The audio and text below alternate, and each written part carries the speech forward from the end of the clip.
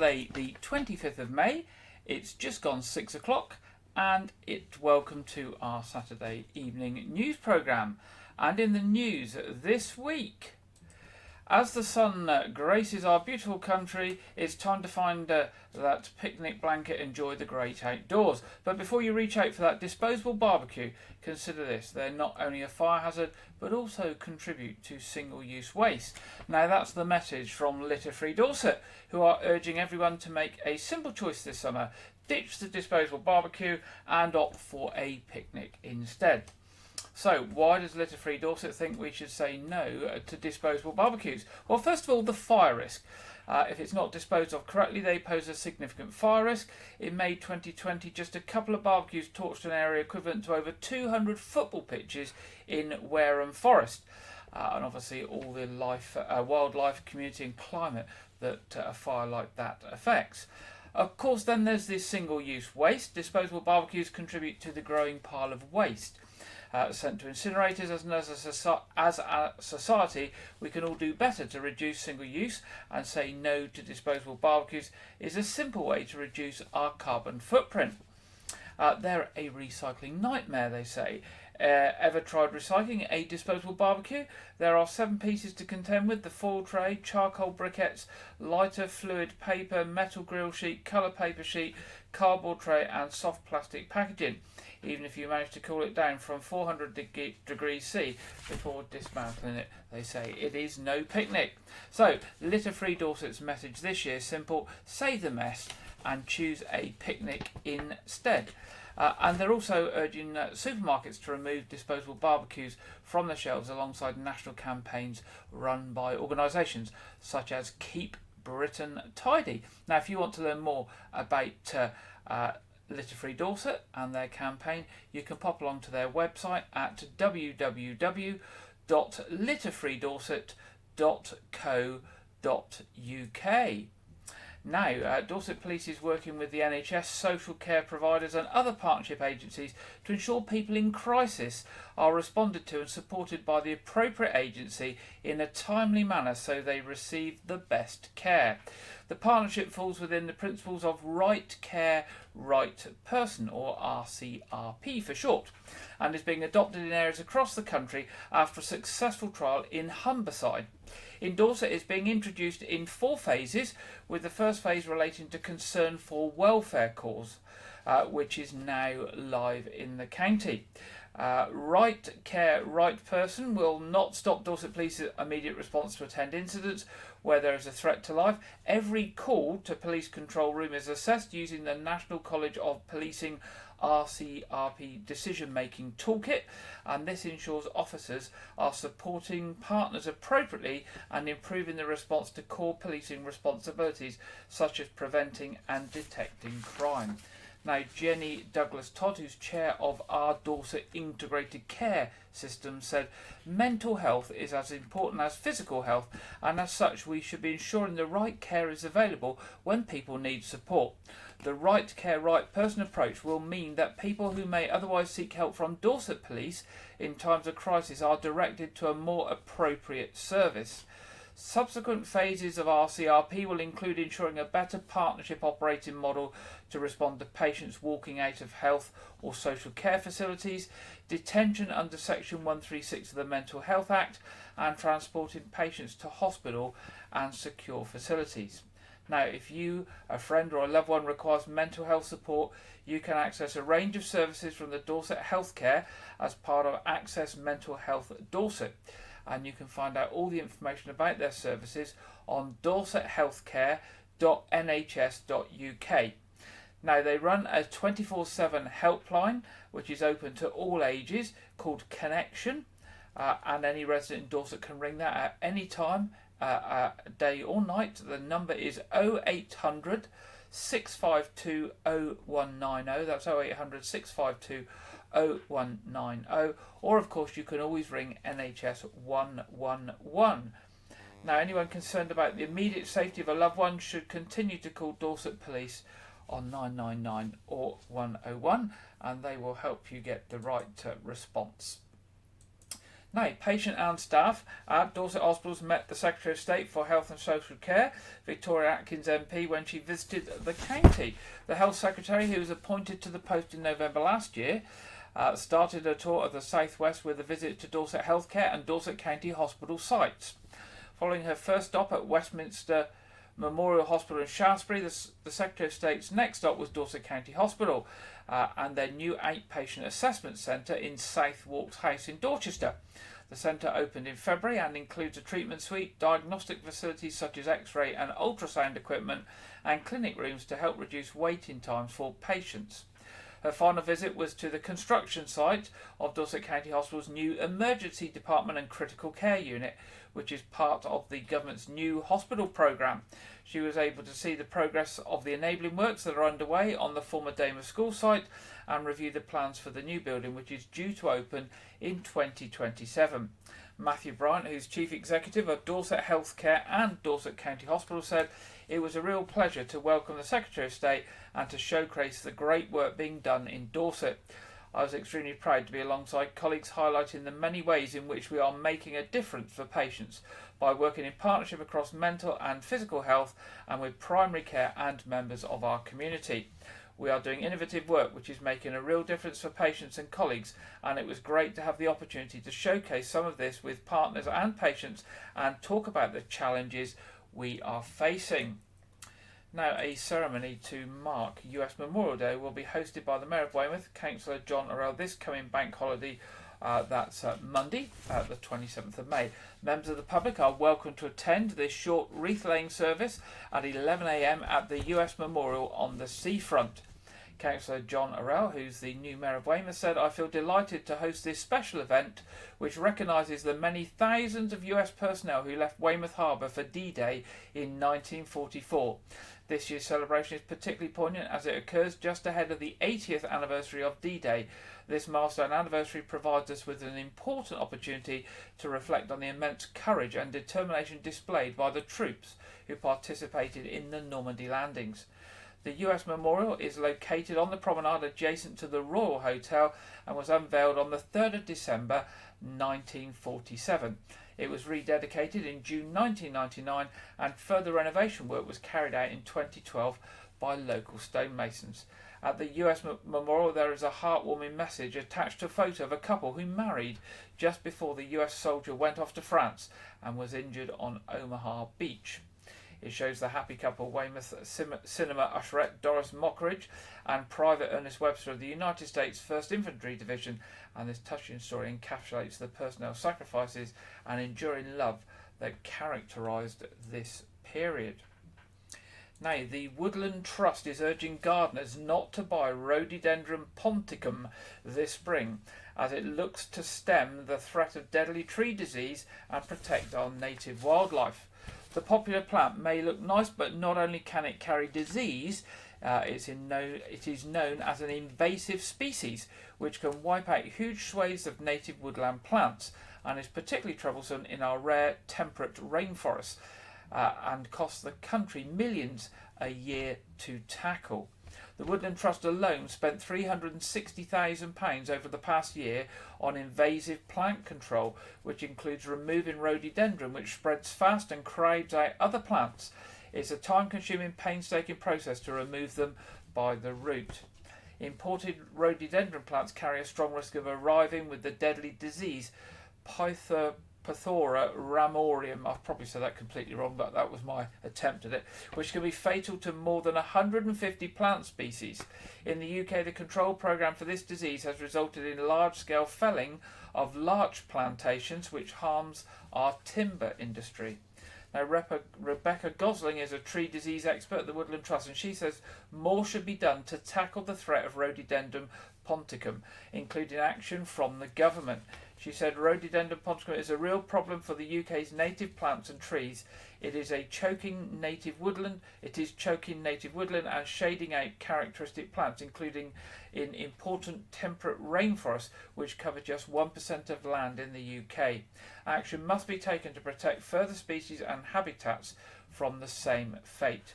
A failure to get a grip on these and the pressure this places on struggling wildlife populations will also make it harder to meet nature recovery targets and halt the decline in species abundance by 2030. And the Trust is asking public, therefore, to help protect native wildlife by not buying and not planting the Rhododendron ponticum. Now, officers from Dorset Police are appealing for witnesses or anyone with information to come forward after a man was assaulted in Weymouth. Dorset Police received a report at 10:22 p.m. on Thursday the 16th of May that a man had been assaulted outside Tesco Express in St Thomas Street, Weymouth. The victim, aged in his 30s, sustained facial injuries that are not believed to be serious. The offender was part of a group and they made off into School Street following the incident. Police Constable Rennie Marquis of Weymouth Police said, "I understand there may have been a number of people in the area at the time, and I would ask that any witnesses who have not already spoken to police to please get in touch.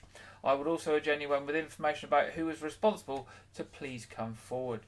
As usual, you can contact Dorset Police on 101 or anonymously via the Crime Stoppers charity by calling free phone 0800 555 111. That's 0800 555 111.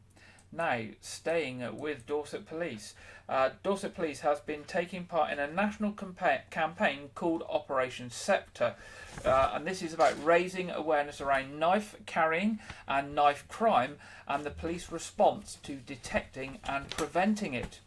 The campaign, led by the National Police Chiefs Council, ran from Monday the 13th of May to Sunday the 19th of May and supported a wide strategy to remove dangerous weapons from the streets of Dorset and keep communities safe.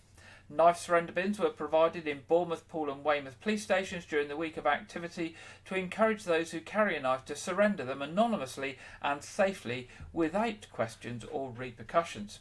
Some of the results from the week are as follows. There were 14 engagement events, there were 8 stop and searches, 6 weapons were seized, there were 6 test purchases, there were 3 surrender bins, and there were 3 direct arrests over the course of the week.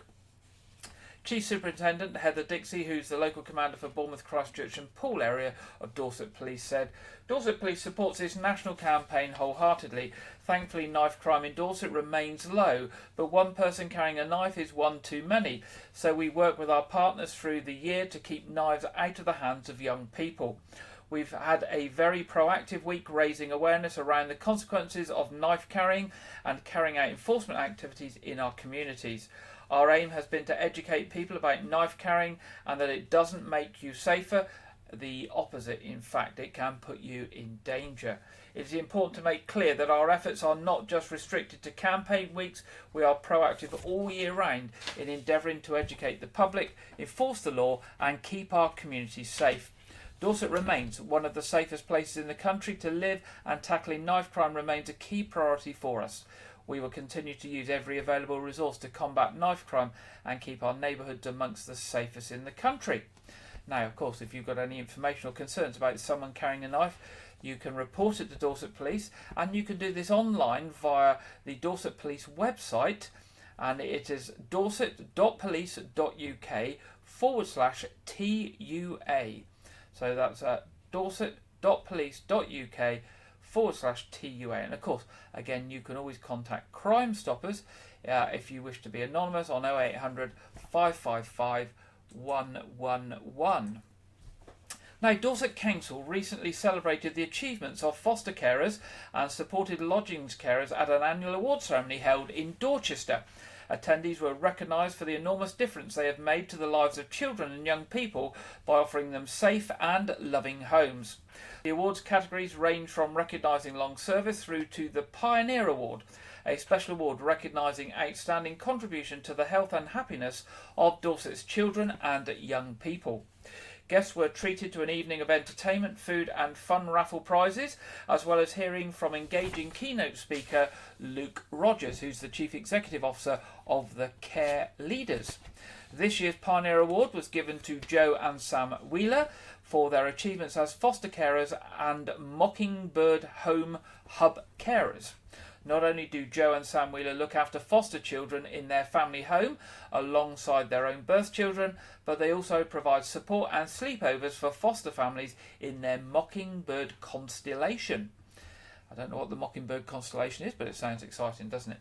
Amongst the awards issued on the night, the award recognised long service was presented to Jean Dorey. Jean has fostered for an impressive 51 years, helping numerous children and young people. Jean said, "My husband and I were like-minded people when we met and both worked in local schools.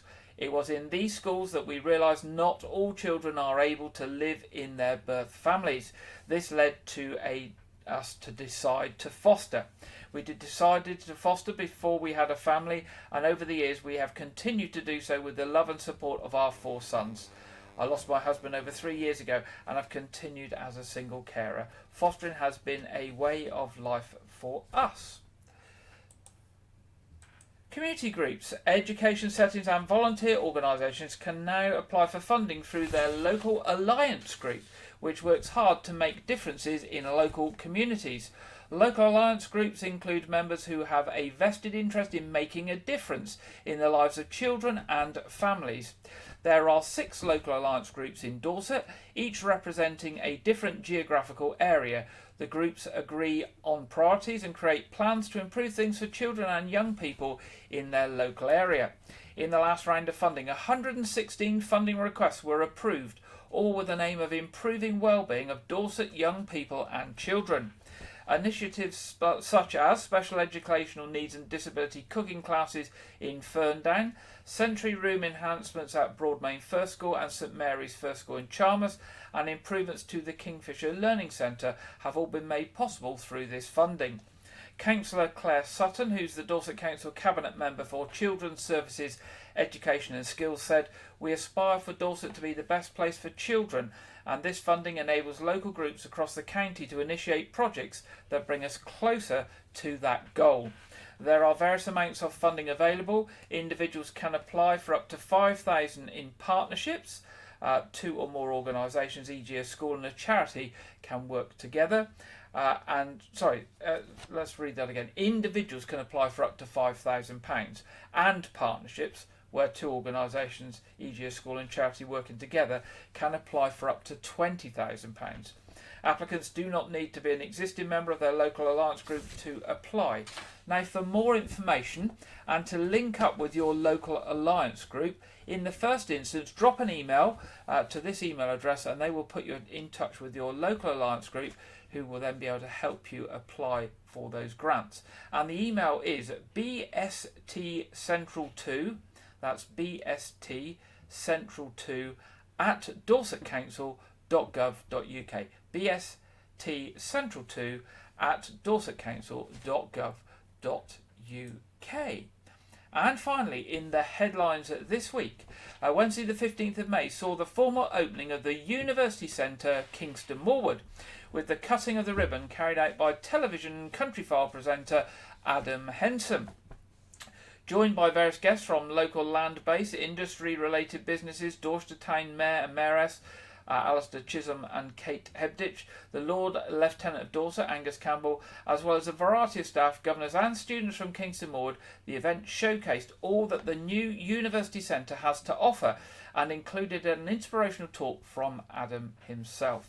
Guests heard all about the legacy of his farm, the changes his business has seen through the years, the importance of diversification and technology in the agricultural industry, and his emphasis on teaching everyone about where our food comes from, as well as educating the next generation of farmers. Principal and Chief Executive of Kingston Morwood, Luke Rake, said, "A proud day for me as leader of Kingston Morwood. Over the last 3 years we've built a new higher education building, gained formal university centre status from the D.of.E. and validated a relationship with the Open University, the only land-based specialist college in the country to do so. Days such as these are moments to pause, reflect and celebrate a great team doing a great job." Now, University Centre Kingston Morwood has a suite of higher education courses recently launched and available to start in September this year for aspiring young people and those looking to further their careers.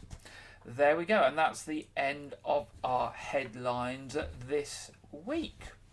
Now, next this week, our fire and rescue services are there to help us whenever and wherever something goes wrong. And they often need to work together to support each other across the emergency services, such as the fire brigade and ambulance service working together. Now, have you ever wondered what would happen if you were taken ill in a difficult place, such as when visiting a church and at the top of a tower or a steeple or spire? Well, Dorset and Wilts Fire and Rescue recently undertook an exercise at Salisbury Cathedral. The exercise was to perform a rescue from the spire of the cathedral. And as you know, it is, one of the tallest buildings in the area and very difficult to get to. So a multi-agency exercise using Dorset and Wiltshire Fire crews, an area ladder platform, technical rescue, the ambulance service and the hazardous area response team all recently happened at Salisbury Cathedral. And thanks to Dorset and Wilts Fire and Rescue, we're able to share some video of the rescue with you now.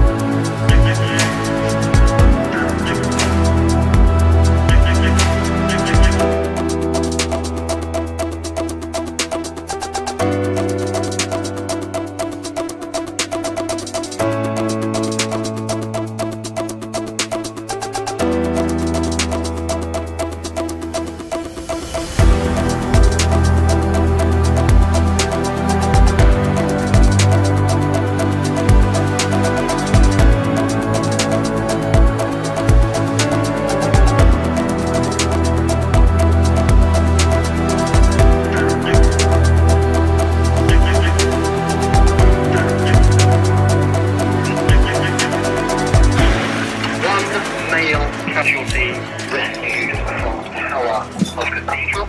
Check. There we go. I always find it very reassuring to know that we have got people out there with skills that whatever happens to us, they are there with the air ambulance, the fire brigade, the ambulance service, the hazardous area response team, that are those people in the ambulance service with all those extra skills to do climbing and abseiling, the RNLI and all those other services. It's absolutely wonderful that they are all there ready to help us when we need it. And thank you very much to Dorset and Wilts Fire and Rescue for sharing that video with us. Now, next in our programme today, the latest newsletter from Dorset Council is asking if 40 to 74-year-olds have had a health check from the NHS. Maybe you didn't even know that a free health check is available if you are between 40 and 74, and particularly if you have got any health problems. Now, an NHS health check is free. And it's there to check on your cardiovascular health and can spot early signs of diabetes, kidney disease, heart disease or stroke. Now, the following video from Public Health Dorset explains how you get invited to and what happens during one of these free health checks.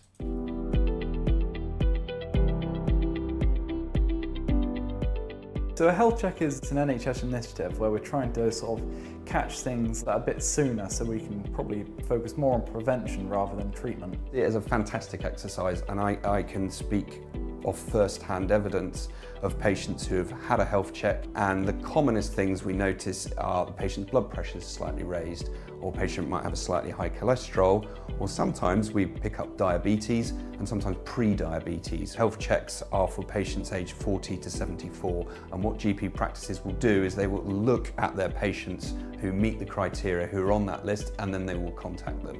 Some GP surgeries will send out a letter which patients can then respond to. They may need to phone in, there may be a website that they can go to and book an appointment. Other GP surgeries might just send an email or an SMS message. There'll be a link that the patient can click on to directly book a patient. So this isn't a 30-minute appointment with the GP, but it pretty much works the same way as any sort of consultation. When a patient is invited for a health check, they will usually see a trained nurse who will conduct the health check.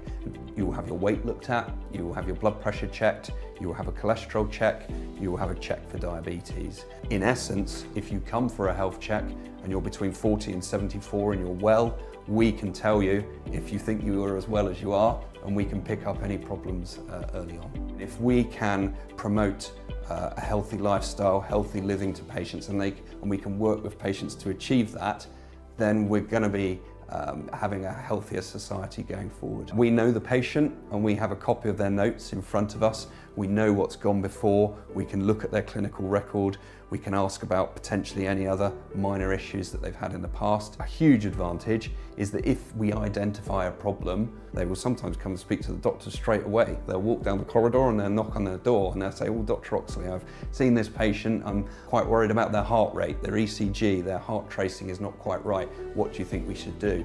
And on occasion, we will end up seeing those patients there and then if it is a significant problem that needs sorting out. But most of the time, problems that are identified, we will deal with within 1 to 2 weeks afterwards.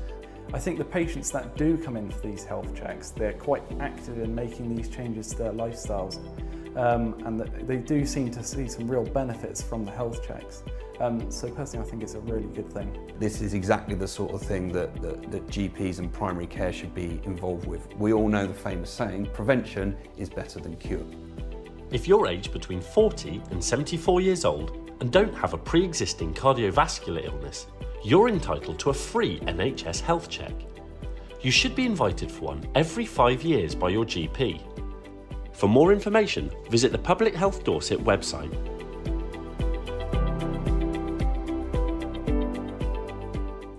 There we go. So if you get that invite from your GP by text message, phone call or letter, then do respond, take up the advantage of that health check, as it might pick up something that needs looking at. And you may also be eligible for a community checkup if you haven't heard from your GP, and they are offered by Live Well Dorset. So if you go on to Google and you search for Live Well Dorset, and then you can look for health checks, community health checks on their website as well. Okay, it's time in the programme this week for our film review, and we go to our usual contributor Andrew Wright for this week's film review and preview. Welcome to White Regis TV film review and preview. I'm Andrew Wright. This weekend sees the wide release of the Garfield movie, a new animated adventure comedy film based on the comic strip Garfield. The film stars Chris Pratt as the titular, sarcastic and lazy orange tabby cat. The film also stars Samuel L. Jackson, Hannah Waddingham, Ving Rhames and Nicholas Hoult. So the film revolves around Garfield being reunited with his long-lost father Vic, only for Garfield, his best friend Odie, who's a yellow beagle dog, and Vic to be being pulled into a dangerous high-stakes adventure.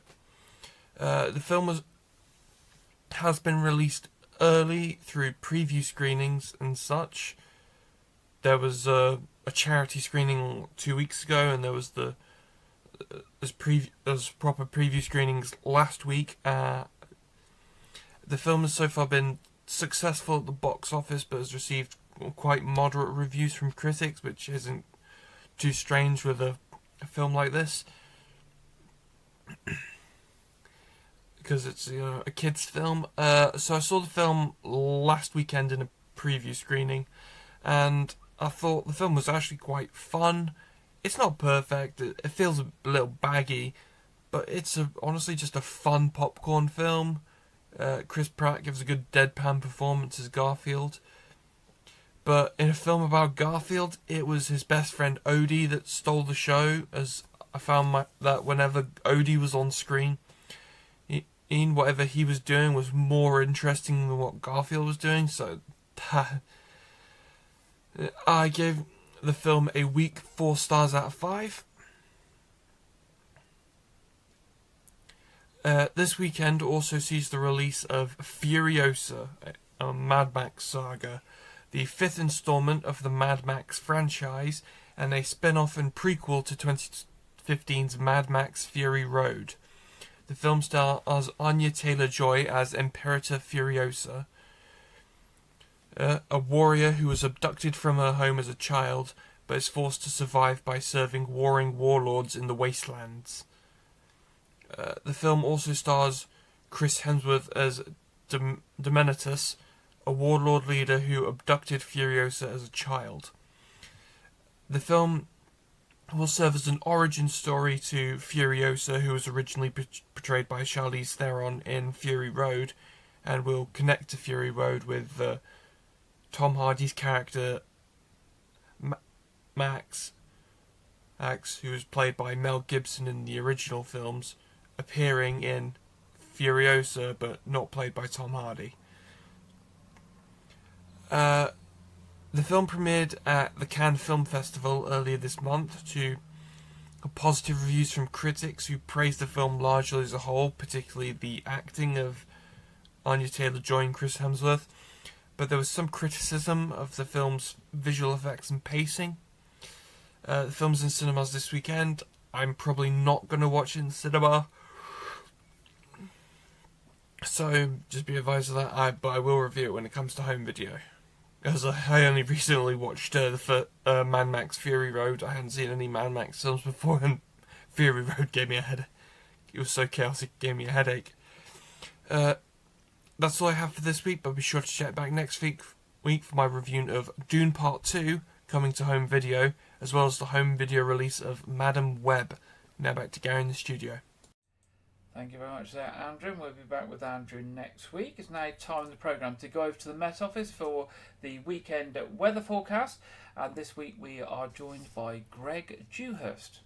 Hello there. Today's most likely going to be the best day overall for the bank holiday weekend, but not everywhere will see sunshine. And looking at the bigger picture for the next few days, low pressure is going to dominate. We'll see areas of rain pushing in, some showers as well. Some of these will be heavy and thundery, could lead to some local disruption through Sunday and perhaps into Monday as well. So let's look at the details for the rest of Saturday. We do have a weather system pushing into eastern parts of England, southeast England, seeing some outbreaks of rain here, so quite cool. But further west, the skies will brighten across parts of Wales, central southern England, into parts of Kent, northwards as well, Northern Ireland, western fringes of northern England and much of Scotland. Dry with sunny spells, 1 or 2 showers is possible here, but then later on parts of southwest Wales, Devon and Cornwall, the cloud will thicken, some patchy rain moving in too. If you are in the sunshine, temperatures rising into the high teens, possibly low 20s, around 22 Celsius for London. The UV also high, up around 6 or 7, so do put on sun cream if you are out enjoying the sunshine this afternoon. But it is cooler, some eastern parts of England under the cloud along the coast, for example, there 14 to 16 degrees, so on the chilly side, and turning fresher as well across the far southwest of England as the rain moves in. Through into the evening time, this frontal system pushes further north and eastwards, introducing rain into these southern parts of England and Wales. Rain also pushing northwards into northern England, Scotland as we head into the early hours. So generally, for most overnight, it will be cloudy, outbreaks of rain. Some of this will be heavy at times and it's turning a little breezy, particularly around the coast. But a mild night for everyone due to that cloud cover, temperatures remaining in double figures. It does mean a grey start for many, a damp start, outbreaks of rain for Sunday morning pushing its way northwards, but soon brightening up across southwest England. These brighter skies pushing northwards through the morning into the afternoon, but with low pressure in charge, the air is unstable. We'll see shower clouds developing quite widely across the UK. They could be heavy, thundery, some hail, some localised flooding is possible. So we have a Met Office warning for thunderstorms out through the afternoon into the evening, particularly across parts of England and Wales, seeing these showers, and they will be on the slow-moving side too. Rather cloudy though, Northern Ireland into parts of Scotland, Northern England, but a few heavy downpours possible too. And temperatures rather breezy around the coast. It will feel chillier compared to Saturday for most. Temperatures generally 17 to 19 Celsius, perhaps 20 or 21 degrees across the southeast, feeling a little less chilly for some eastern parts where we see the sunshine compared to Saturday at least. Into the evening time, those hefty showers will start to slowly fade away and into the early hours as well, leaving a legacy of patchy rain in places, particularly across the northern half of the UK, perhaps temperatures dipping into single figures to take us into Bank Holiday Monday. So brighter start, but we will see rain across parts of northern England, parts of Scotland, Northern Ireland too. And it's another day of sunny spells and showers generally across the country. Perhaps the heaviest of showers more focused across the eastern side of the UK. With western areas, the showers becoming lighter as the day progresses, but further rain perhaps pushing in to the southwest later on. And still rather breezy around the coast, and temperatures again a little lower, so perhaps struggling to get up to around 20 Celsius. Elsewhere, most places around 16, 17 degrees. So if you are out on Monday, you may want a brolly and also an extra layer, as it will be on the fresh side in places. So the weather is mixed through the bank holiday weekend. There will be some warm spells of sunshine, but the risk of heavy thundery downpours developing through Sunday and perhaps into Monday as well. For more information on the weather where you are, you can follow us on our social media channels. See you again soon.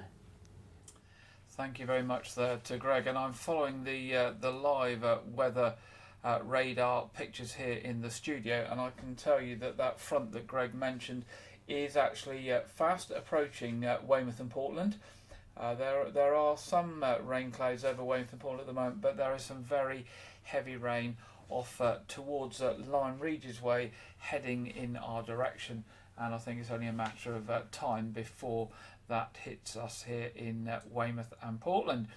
But looking at the weather this week, it's going to be, as Greg said, really a mix of warmer and sunny spells and showers, and the possibility of thunder and lightning storms throughout the week. So very, very exciting weather to look forward to.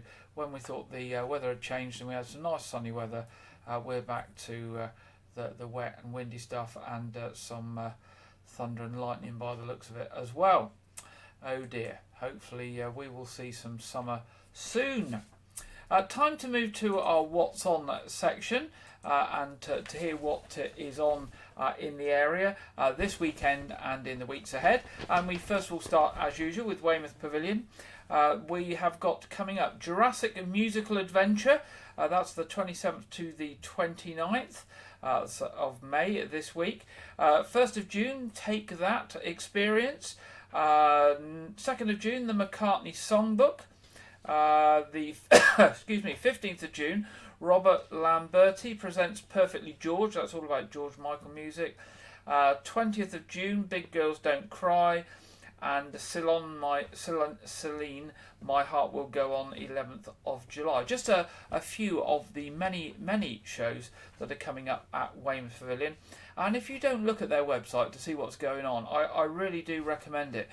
For a local theatre, they have an absolute amazing array of shows. There is something every day, and some days there are two different things on, one in the Ocean Room and one in the Pavilion Theatre. So well worth a look. WeymouthPavilion.com is the website. Coming down to the Knowth Fort at the moment and until the 2nd of June, Pirates of the Knowth Fort, obviously tying in with the half-term week for schools. 3rd of June, the D-Day 80th Anniversary Exhibition starts. 6th of June, obviously, there will be their D-Day commemorations at the Knowth Fort. That is a ticketed event. You can get the tickets online. It's just so that they don't obviously have too many people at the fort that day. 3rd of August, Songs in the Summer with Wessex Musical Theatre. 15th of August, A Midsummer Night's Dream. And at the end of September, 29th of September, Pause for Thought. Again, do look at their website to get more information on those and other things coming up at the Knowth Fort at www.knowthfort.org.uk. Now turning to Arts Reach. Tomorrow, 26th of May, Balkan and Yiddish Dance Workshop at Sturminster Newton. 7th of June, Rum Ragged at Broadmain Village Hall. 16th of June, Sherlock and Watson and Murder in the Garden, Winterbourne Stickland. 1st of August, Love Riot at Iverton Village Hall. 8th of August, the Story Day and Adventures in Storyland at Lytton Cheney Community Hall. More information on these and again lots of other performances throughout Dorset on the Arts Reach website at www.artsreach.co.uk. This weekend, it's been on today and it's on again tomorrow, you've got the Fair in the Square by Weymouth Rotary Club, raising funds for local charities. Tomorrow it will run from 10 a.m. to 6 p.m. It's a free music festival. Lots of stalls there with food and things to eat and drink. All based around Hope Square. So that's tomorrow again. And then next weekend, Wessex Folk Festival. That's the 1st and 2nd of June. Again on the south side of Weymouth Harbour and in Hope Square. Lots of entertainment food stalls. Lots of local music, folk groups, etc. Stalls open at 10 a.m. and music runs from 11 a.m. to 5:30 p.m. on both days. D-Day celebrations in White Regis, an evening to remember D-Day 80, based around All Saints Church from 6 p.m. on Thursday the 6th of June. Beacon lighting, live music, fish and chip supper, D-Day documentary and church bells, and of course the beacon will light at 9:15 with all those other beacons around the UK. It is National Fish and Chip Day that day, so that's why we've got the fish and chip supper there. You can book your ticket online, including ordering your fish and chip supper, and I think there's choices of fish and chips, sausage and chips, pea fritter and chips. I think there's all sorts of things you can order online. And that is ordered online at www.parishofwhiteregis.org.uk/events. If you want more information, you can contact Jeff Thomas on 07710 096 174. Church services in White Regis this weekend. Tomorrow 8 o'clock communion at All Saints Church, 9:30 communion at All Saints Church, and 11 a.m. at St Edmund's Church. Our other programmes this weekend, tonight obviously our Saturday night quiz at 7:30 p.m. Free quiz for the whole community and whole family. As I say, absolutely free. Anybody is free to join. That runs every Saturday obviously. That will go live about 7:20. And we will be doing the May edition, running the May edition of A Year Gardening with Clive Gray tomorrow at 4 p.m. and repeated Friday at 7 p.m. if you'd like to see what Clive's up to in his garden and get some ideas for your garden this summertime. Now that brings us to the end of this week's programme. Thank you very much for joining me. If you've got any stories or any fundraising events or any other information for me here at whiteregis.tv, then drop us an email. And the email, as ever, is news@whiteregis.tv. That's news@whiteregis.tv. We would love to hear from you. I hope you have a good weekend. Remember, it's a bank holiday weekend, so we've got an extra day off work for those of us that work, and it is school half term. So if you're off with the family anywhere, do have a good week, and I look forward to being with you next Saturday at 6 o'clock. Have a good weekend. Enjoy the bank holiday. Good night.